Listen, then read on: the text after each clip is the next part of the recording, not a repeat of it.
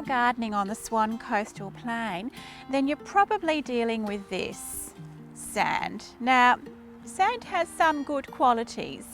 It's free draining, it's easy to dig, and plant roots can move through it easily as well.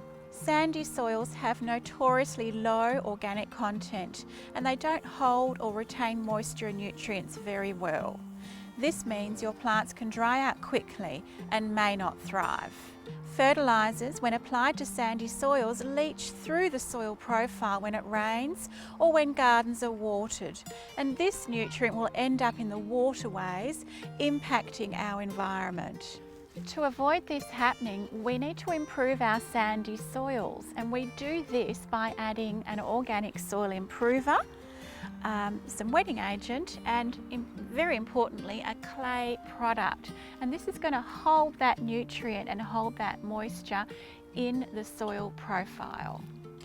Dig the planting hole roughly twice the size of the new plant's pot and mix in your soil improvements at a ratio of 50/50.